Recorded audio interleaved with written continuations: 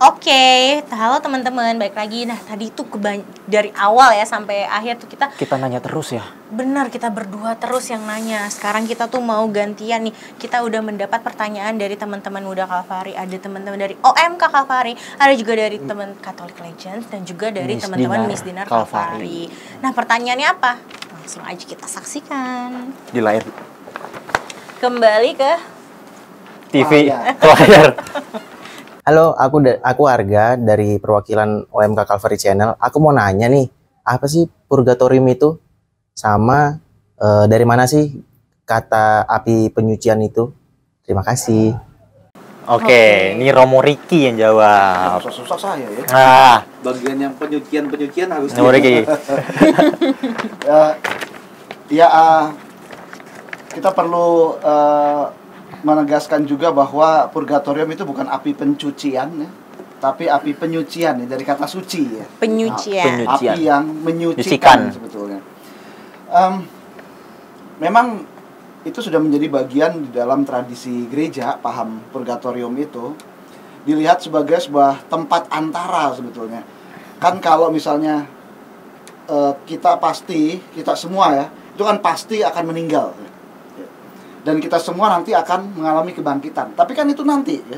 Jadi setelah mati, kebangkitan badan ya, ini kan nanti. Ini di tengah-tengahnya ada apa nih gitu. Nah, ada yang mengatakan bahwa ya inilah masa antara sebetulnya. Jadi tempat persinggahan gitu. Lantas ketika berbicara mengenai tempat persinggahan ini, lambat laun muncullah konsep mengenai api penyucian itu. Jadi tempat di mana arwah-arwah yang sudah meninggal menunggu di kebangkitan badan itu mengalami penyucian.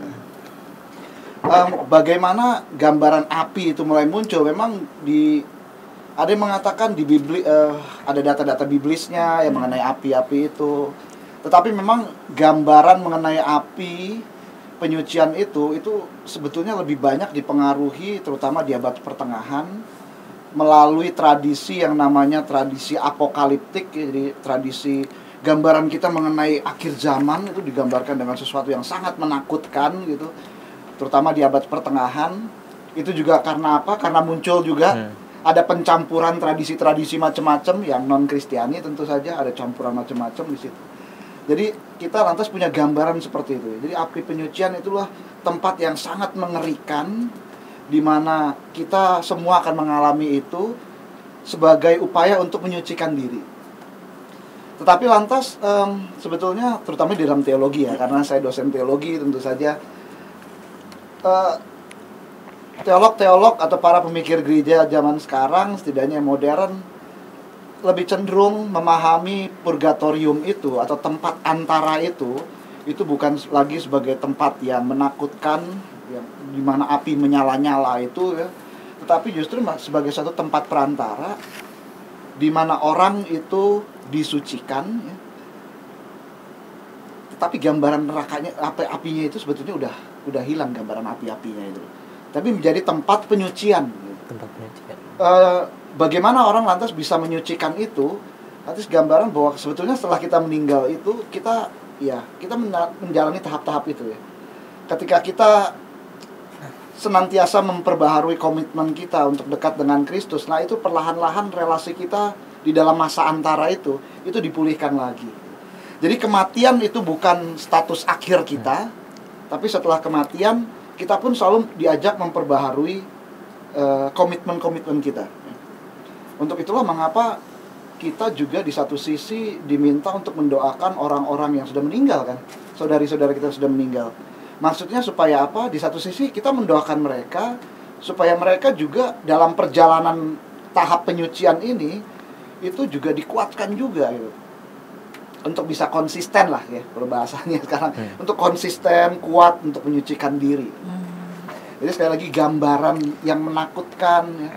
Api-api yang bernyala, hukuman-hukuman yang kerap kali mungkin kita lihat di komik-komik, di anime-anime itu sebetulnya sudah tidak relevan lagi, apalagi untuk jika kita melihat ajaran gereja yang baru lah gitu, yang terkini. Gitu ya. Jadi kita kasih gambaran ya sama Romo Riki. Jadi tuh apa sih, api penyucian ya, jangan pencucian, berarti Penyucian. api penyucian. Jadi bukan yang serem-serem, tapi makanya kita banyak-banyak berdoa sama keluarga kita atau teman-teman dan kerabat kita yang sudah meninggal. Betul. Gitu. Boleh lanjut Ada pertanyaan ke lagi, kedua. Halo, saya Christopher Vince. Saya dari channel Catholic Legends. Nah, saya ingin bertanya nih. Kan kalau dari pandangan umum itu surga berada di atas dan neraka berada di bawah. Nah, kita sebagai umat manusia itu kan tinggal di dunia, jadi di tengah-tengah nih. Di atas ada surga, di bawah ada neraka. Tapi ada yang bilang juga bahwa tempat api penyucian itu juga berada di tengah-tengah nih. Nah, saya ini penasaran gitu. Jadi kita nih sebagai umat manusia yang tinggal di dunia itu apakah tinggalnya tempatnya sama dengan istilahnya tuh jiwa-jiwa beriman yang sedang berada di api penyucian? Terima kasih. Pertanyaan cocok kalau ke Romo Ulun kali. Ulun. Romo Ulun yang menjawab ya Romo ya. Daripada dendam antara kita, Iya. nggak Romo ditanya Ulun lagi. udah menantikan, udah mau jawab loh. Dari siap, tadi udah siap udah tadi. Kapan aku Iya. ditanya lagi? Kapan aku ditanya lagi? Nah, ini akhirnya ditanya juga. Pas api penyucian tuh di dekat Pondok Gede ya Mas. Oh, Itu Pak Kalvari ya. Surga di atas, neraka di bawah. Bawah. Kita di Dunia di tengah-tengah. tengah. Saya melihatnya begini, itu kan gambaran umum ya. Ada yang mengatakan kultural surga di bawah telapak kaki ibu, gitu ya. Iya. Itu berbeda saya dengan berarti di gambaran- bawah itu ya Romo ya? Di bawah. Di bawah. Tapi saya mau mengatakan ya surga sama neraka itu kan konsepnya adalah konsep eskatologis di akhir zaman sesudah kita selesai di dunia ini, atau inkarnatoris di masa kini gitu. Kalau di akhir zaman ya kebersatuan kita dengan Allah, berjumpa dengan muka gitu, kerajaan Allah gitu, secara penuh. Itu konsep eskatologis. Ada konsep inkarnatoris bahwa surga dan neraka ya di sini saat ini ketika kita merasakan kebaikan Tuhan, ketika kita merasakan berbagi, ketika kita merasakan sukacita, itu adalah surga. Dan neraka juga ada di saat ini. Kamu nggak saling ngomong dengan orang tua kamu, berantem, ngomongin orang di belakang, padahal kuping kan di samping ya. Iya. Nah, kemudian Di belakang deh. bukan di belakang. Susah. gitu. Lalu Ada. kemudian banyak hal yang buruk itu kita merasakan neraka, jadi nggak usah jauh-jauh ngomongin surga dan neraka gitu ya. Api penyucian tempatnya di mana gitu ya? Saya mengatakan ya kita harus melihat api penyucian bukan dalam konsep tempat lokus tertentu, tapi adalah tadi Romo Rikin mengatakan sebuah proses transisi manusia berjumpa dengan Allah. Allah itu suci, manusia tidak suci. Allah itu manusia tidak bisa berjumpa muka dengan Allah dalam perjanjian lama dan perjanjian baru seperti itu, gitu ya. Nggak bisa berjumpa muka dengan muka. Makanya manusia disucikan sehingga dapat berjumpa dengan Allah. Dan disucikannya itu namanya tadi purgatory itu. Tempatnya di mana ya itu bukan konsep tempat suatu daerah tertentu, tapi adalah proses di mana kita disucikan untuk berjumpa dengan Allah yang adalah suci. Maka konsep purgatory bukan pertama-tama konsep menghukum kita, tapi purgatory adalah sebuah dalam tanda kutip sarana agar manusia dimurnikan sehingga dapat berjumpa dengan Allah. Itu adalah sarana keselamatan seperti itu. Istimewa jawaban Gitu saya. deh. Tepuk tangan lu, tepuk tangan lu, tepuk tangan. Ini baru pertama kali pembicara ngomong jawabannya istimewa terhadap dirinya sendiri. Makanya tadi tepat kan? Romo Ulun jawab. Oke, ada selanjutnya pertanyaan terakhir nih. Hai, aku Cynthia. Aku dari Missinar Channel. Aku ingin bertanya, apakah ada tata perayaan khusus pada orang kudus dan peringatan arwah orang beriman? Terima kasih. Ini gantian aja jawabnya. Sekarang Romo Riki yang jawab Romo. Jujur saja ya, pengalaman saya di paroki itu sedikit nih. Betul kelihatan. 11 tahun saya menjadi imam, saya hanya 2 tahun di paroki. Setelah itu lantas ditarik ke seminari dan sampai saat ini saya ada di seminari. Jadi mungkin saya kurang terlalu memperhatikan bagaimana di paroki begitu ya. Walaupun tentu saja kadang-kadang saya juga diundang datang ke paroki untuk misa. Tapi sejauh yang saya ingat ya, juga pengamatan saya, tentu kalau kita merayakan Hari Raya Para Kudus pada tanggal 1 November itu, yaitu menjadi seperti hari raya pada hari Minggu sih sebetulnya. Ya, jadi ya tentu saja ada kemuliaan, ada syahadat para rasul seperti itu. Jadi seperti pada hari Minggu lah. Terus untuk tanggal 2-nya yaitu peringatan untuk arwah semua orang beriman, saya melihat hal yang sama sih antara di Indonesia dengan tempat paroki waktu saya di Jerman di mana saya sering kali membantu. Mereka itu juga meletakkan foto-foto saudari-saudara mereka itu di depan altar. Tapi tentu saja jangan bayangkan mereka yang datang ke gereja itu bisa sebanyak kita di Indonesia, di Jakarta ya. Itu paling ya hanya ratusan orang lah ya, 200-300 orang, sehingga mereka itu bisa memang fotonya itu ditempatkan di situ, ataupun sekedar urutan nama begitu dalam satu bingkai dengan urutan nama. Nah itulah yang lantas coba arwah-arwah orang beriman inilah yang coba, atau saudari-saudara kita inilah yang coba didoakan gitu sih. Sebetulnya jadi liturginya memang ya bukan hanya tapi mengikuti apa yang memang sudah menjadi ketentuan di gereja kita gitu. Oke, baik. Terima kasih Romo Riki jawabannya, dan terima kasih juga teman-teman yang sudah bertanya. Saya nggak jawab. Oh, Romo mau jawab. Kalau Romo agak kan tadi gantian Romo. Tadi gantian. Oke. Romo Ulun. Oh, jadi jawab. Iya. Oh, gitu. Romo Ulun. Oh, kan Romo Ulun mungkin Iya. pengalamannya lebih banyak jadi mau menambah. Betul. Iya, Betul. dia lebih lama daripada saya di paroki. Saya mendengar jawaban dia, saya emosi tadi. Tidak. Saya tidak pernah emosi. Monggo, Romo. Prinsipnya sederhana kalau liturgi. Intentia faciendi quod facit ecclesia. Saya pakai bahasa Latin. Yang Artinya. Bertindak sebagaimana gereja bertindak. Oh. Jadi artinya apa? Liturginya ya ikutilah Ya, pedoman liturgi gereja. ya. Sederhana gitu ya. Walaupun dalam prakteknya kan tadi Romo Riki mengatakan ada foto-foto, ada nama-nama, itu pada tanggal 2 November hari Arwahnya, arwah umat beriman. Peringatan arwah umat beriman. Tapi di antara All Hallows Eve gitu ya, vigil untuk hari raya dengan hari rayanya dan arwah, ya paling puncaknya ya hari rayanya itu sendiri tanggal 1. Sehingga kalau kita bungkus semuanya dalam sebuah perayaan iman kita yang kita hari raya kan itu tertinggi dalam tingkat liturgi ya. Hari raya, pesta, perayaan wajib, perayaan fakultatif. Jadi hari raya memang yang paling tinggi untuk kita rayakan. Maka pesan saya akhirnya sederhana di bagian penutup ini gitu ya. Belum penutup. Belum. Masih simpan Romo. Ini kan masih ya udah lapar aja. Ke gereja Buru-buru. pada hari raya. Kalau bisa tanggal 1 November itu ke gereja. Itu mengingat jasa para kudus. Kalau yang tanggal 31 mau buat perayaan, yang pasti jangan semangatnya copycat tanpa katekese, merayakan kebersamaan dengan para kudus gitu ya, dengan persiapan dan makna yang mendalam gitu. Tapi lebih daripada itu kita merayakan ya tanggal 1-nya bersama dengan para kudus, agar kita diingatkan kembali panggilan kita menuju ke kudusan. Terima kasih. Terima kasih. Karena di Calvary juga OMK kita, teman-teman muda kita juga mau merayakan perayaan Ekaristi nih tanggal 31 Oktobernya di All Hallows Eve. Jadi mungkin kita akan mengikuti saran juga dari Romo Ulun ya, kita sesuai katekesnya. Mengikuti pedoman. Saran saya nggak begitu. Oh.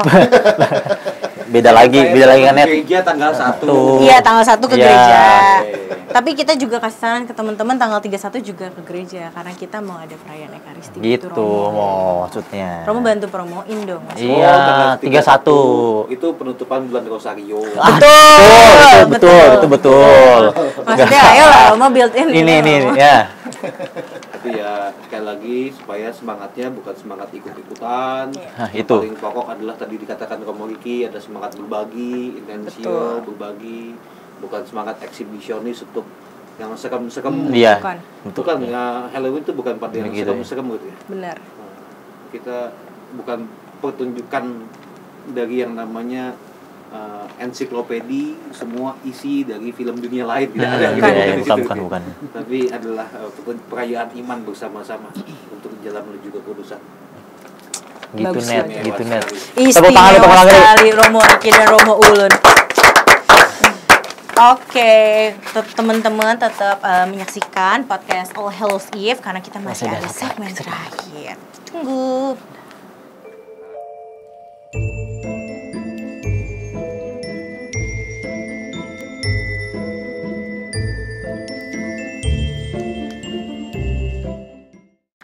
Halo teman-teman muda Kalvari. Balik lagi nih ke acara podcast kali ini. Tadi dia ini Anet. ada Perkenalan dirinya Anet. Oh, Anet. Wah, Anet ini tadi masih ada utang. Masih mau berdosa. menebus kesalahan. Berdosa ke Romo Ulun karena ada satu pertanyaan yang tidak dijawab.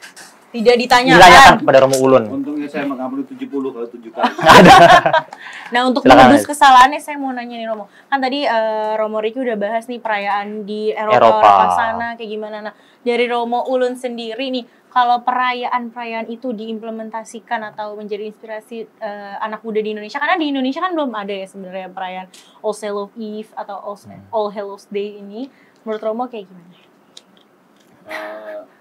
Yang susah ke saya pertanyaannya. Saya mengatakannya begini ya, perayaan itu harus dibungkus dalam yang namanya warna Kristen. Kalau saya katakan begitu, warna Katolik, warna tradisi gereja Katolik. Artinya perlu ada pembelajaran katekese, mempersiapkan segala sesuatu sehingga umat itu pun menerima. Dalam arti tidak cuma wow, tapi pemahamannya itu sudah dipersiapkan lebih awal. Kalau tadi yang dimaksud oleh Anet atau Dea, namanya banyak. Banyak alias. Gitu ya. Itu pasti yang pertama-tama kalau menunjuk pada pesta Halloween atau pesta yang namanya All Hallows Eve. Saya merasa lebih baik pestanya diletakkan dalam sebuah sequence dengan hari raya Orang Kudus itu sendiri. Kayak lagi, apakah boleh merayakan pesta Halloween gitu ya? Selama tidak dilarang kan boleh. Iya. Itu kata Mahfud MD ya. Kalau tidak ada aturannya berarti boleh. Kecuali ada aturannya. Tapi kalau saya melihatnya adalah kategorinya, persiapannya, maknanya apa, lalu kemudian spiritnya mau dibangun apa, gitu. Saya lebih seperti itu. Gitu. Kategorinya dipersiapkan dengan berbagai macam hal. Gitu. Kalau dikatakan berpakaian santol-santa, ya boleh mendukung industri tekstil. Membantu pengusaha-pengusaha Tanah Abang. Tapi ya lagi-lagi ya akhirnya kemudian spiritnya mau dibangun apa? Gitu. Bukan spiritnya namanya mempertontonkan yang seram-seram gitu ya. Seperti tadi Romo Riki sudah cerita di Jerman gitu ya. Tapi ya spiritnya ya kita punya semangat berbagi. Dan spirit yang utama adalah kita mengikuti jejak para kudus yang hidupnya itu mewartakan yang namanya kebaikan kasih Allah gitu. Jadi spirit mengikuti jejak para kudus kan bukan berarti harus berdarah-darah dengan tadi Romo Riki mengatakan ada kampak di sini dan sebagainya gitu. Tapi spirit itu yang mau kita bangun gitu. Jadi buat saya kalau mau dilakukan di sebuah tempat dalam konteks tertentu ya harus ada persiapan, katekesenya untuk apa, lalu yang kedua juga dengan sosialisasi dan spirit yang mau dibangun seperti apa, itu yang diwartakan dalam sequence dengan tradisi gereja Katolik. Jawaban saya serius kan? Iya, serius ya, Bang. Kalau saya serius tuh pada ngantuk biasa. Enggak. Ini kita ada kopi, ada ketua nih. Jadi saya kalau mau dilaksanakan ya dipertimbangkan, disemen baik-baik, disosialisasikan baik-baik sehingga manfaatnya lebih banyak. Kan tadi juga pertamanya didasari dengan tujuan sosial kan. Betul, saling berbagi. Betul. Kebetulan kan Kalvari lagi bangun kan. Betul. Sumbangannya dipakai untuk yang namanya membuat satu patung misalnya. Patung apa Romo Riki? Ayo, apa Romo Riki? Hari ya. Apa ya? Pokoknya harus mengikuti spirit jejak para kudus. Betul tadi kan. Dan juga udah sosialisasinya gitu. Jadi semua tahu tujuannya perayaan tersebut dan implementasinya itu tujuannya apa gitu. Biar semua umat paham, gak banyak kelirunya gitu. Betul. Ya, tanpa sosialisasi itu kan semacam yang namanya semangat copycat ya. Copycat kan hanya ikut-ikutan dengan apa yang terjadi. Tadi kata Romo Riki bilang globalisasi yang diprakarsai oleh Amerika itu kan kemana-mana. Gitu. Betul. Kita kan punya yang namanya standpoint sendiri. Standpoint kita adalah kita tadi mau mengembalikan spiritnya dengan spirit semangat berbagi, lalu juga mau mewartakan iman Katolik di sana. Betul. Bukan yang lain. Wah, dia sering ngomong betul berapa kali nih? Betul. Masa gue salah. Saya salah kan nggak benar. Jawab salah. Biar imbang. Nah, tadi kan udah bahas tentang spirit, tentang lain-lain. Nah, ini mau bahas nih tentang favorit atau santo santa, pilihan santo santa menurut Romo nih yang mempunyai teladan bagus untuk anak muda di Indonesia. khususnya. Bisa juga buat teman-teman yang nonton. Nah, buat teman-teman lain juga. Monggo dari Romo Riki siapa deh, dulu? boleh. Romo Riki boleh. Kan tadi abis mau ulun jawab. Dari saya ya. Mm-mm. Ya memang ada ya santo favorit buat saya, tetapi apakah itu memang cocok untuk orang muda saya juga nggak tahu ya. Semuanya cocok Semua. sih. Ah. Tergantung. Siapa Romo? Siapa Romo? Ya tentu saja yang pertama itu ya pelindung Seminari Tinggi Keuskupan Agung Jakarta, Yohanes Paulus II, ya. Dengan seruannya itu kan, jangan takut, ya, selalu itu kan. Hai orang muda, jangan takut. Ya. Jangan takut untuk menjadi orang kudus. Ya. Itu dari seruan-seruan dari Yohanes Paulus II. Ya.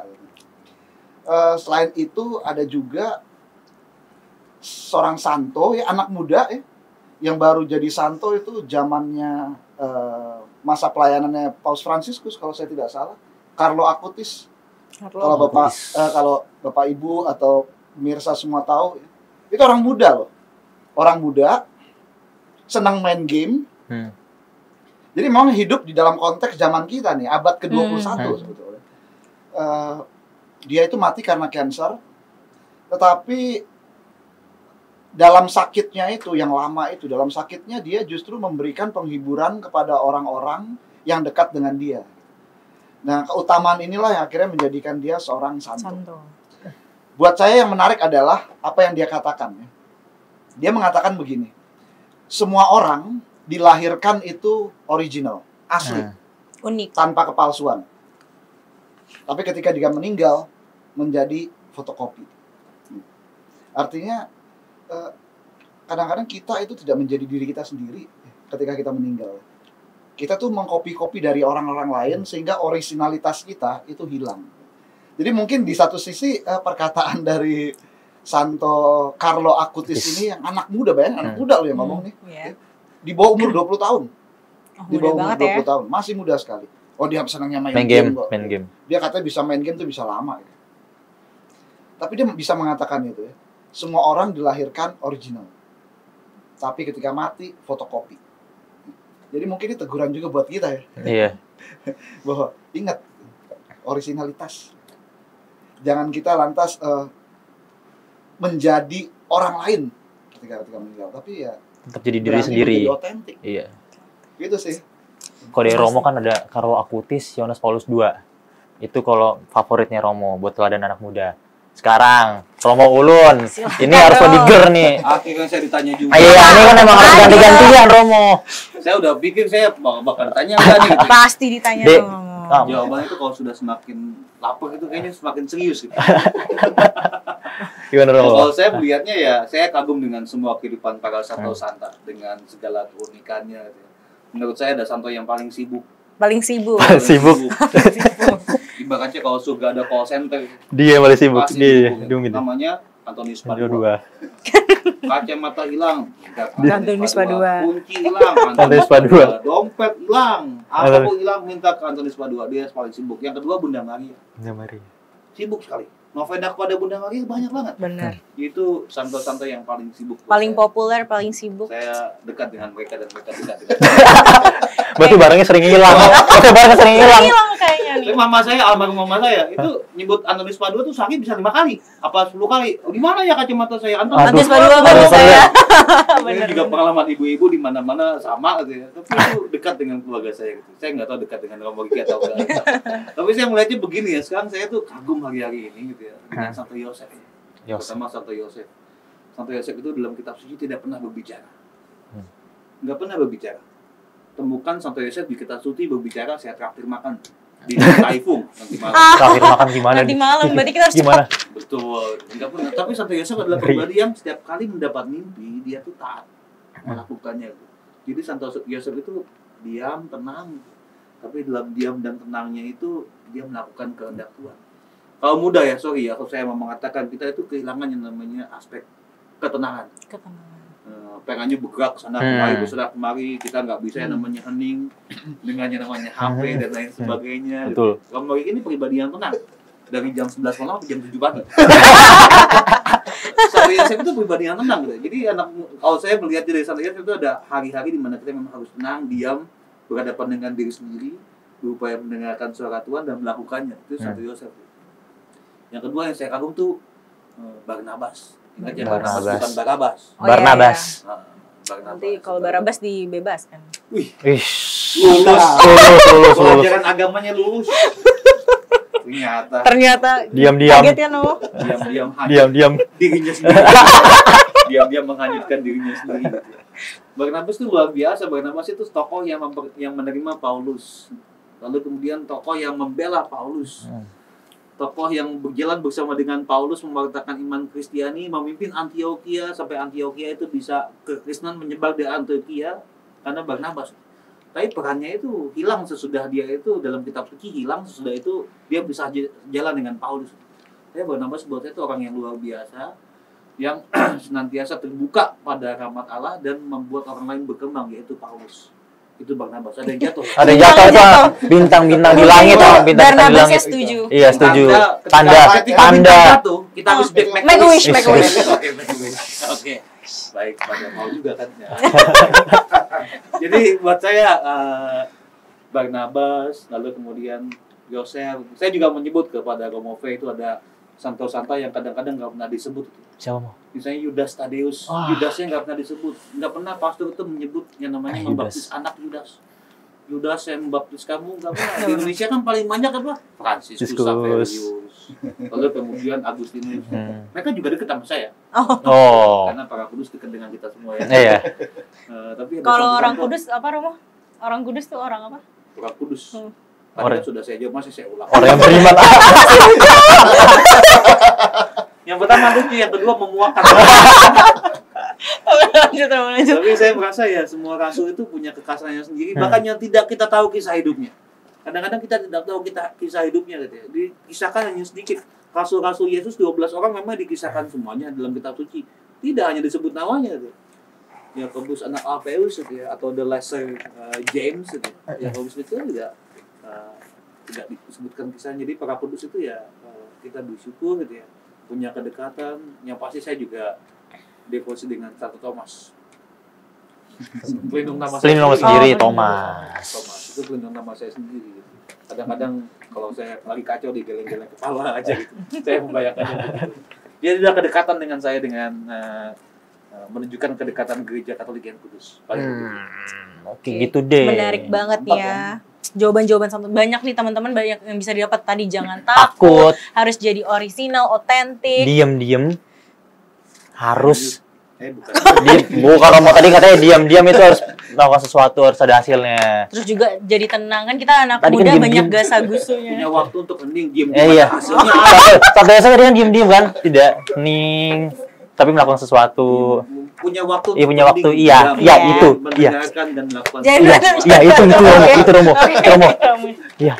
Sayangnya nih ya, ini bagus-bagus banget, tapi kita udah Kita- di penghujung acara. Betul. Waktu kita Oh bagus, Romonya udah nggak sabar soalnya untuk makan maksudnya, bukan Iya. untuk berpisah sama teman-teman, bukan.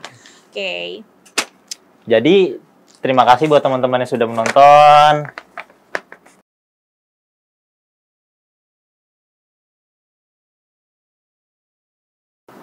Oke, tadi seru banget kita dikasih tahu ya Santo Santa yang bisa jadi teladan anak-anak muda dan Sejarah latar belakangnya juga kita tahu. pokoknya banyak banget hal Iya. yang kita dapetin hari ini dari Romo Ricky dan Romo Ulun. Insight-insight yang sebenarnya dari kita belum pernah dapat selama ini, kita bisa dapat hari ini. Betul. Terus terima kasih teman-teman udah mau menyaksikan ya dari awal video sampai akhir video.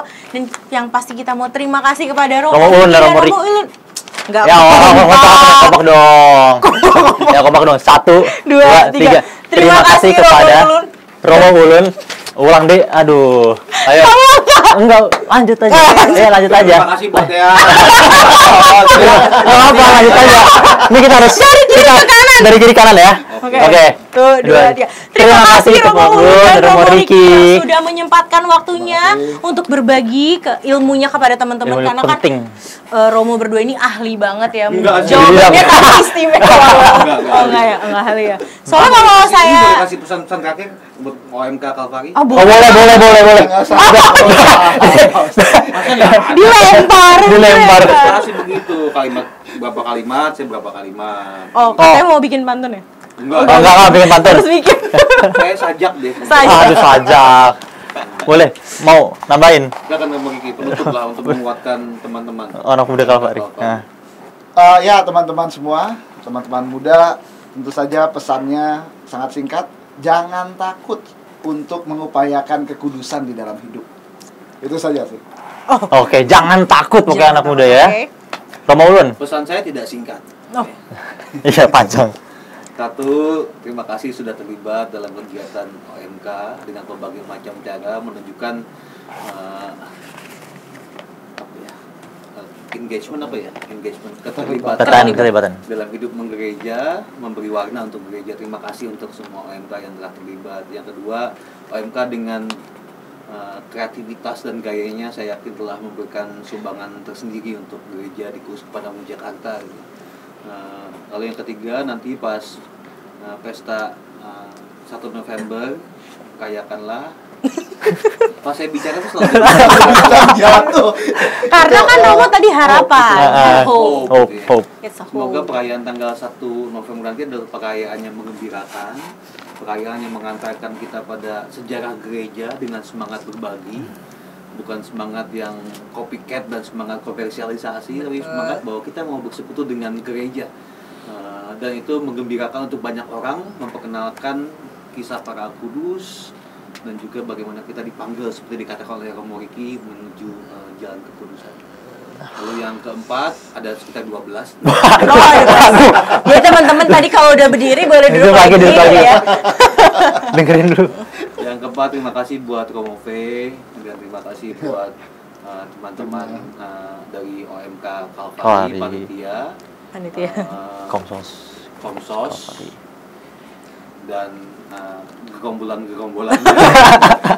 seksi-seksi terkait untuk telah mengadakan acara ini. Acara ini dibungkus demikian rupa sehingga teman-teman mudah-mudahan memiliki rasa untuk ke gereja dan merasa bagian dari gereja Katolik yang punya banyak warna, punya banyak kekuatan, dan kita bangga menjadi bagian dari gereja Katolik. Ya, itu saja pesan saya. Terima kasih. Luar biasa. Sangat sempurna ya. Sangat sempurna. Golden Ways. Oh, beda acara. Sebelum kita menutup, Makan enggak? enggak mau. Kita mau ucapin maaf kata kalau misalnya kita berdua ada salah-salah kata. Karena kalau Romo berdua nggak ada salah. Nggak ada salahnya. Kita yang salah. Kalaupun ada salah, kita yang minta Kita yang maaf. maaf. Iya. Ada salah kata, salah perbuatan gimana? Iya. Gabriel, dia Aneh. Kayak buka-bukaan namanya. Oke. Saya Anton. Dan saya Anet. Terima kasih pada teman-teman semua yang sudah menyaksikan. Terima kasih sekali lagi juga untuk Romo Ulun Dan Romo Riki. Kami berdua pamit undur diri dan terima kasih udah menonton All Hello Eve podcast dan juga jangan lupa hadir di perayaan Ekaristi malam Para Kudus tanggal 31 Oktober. Sampai ketemu. Bye. Bye.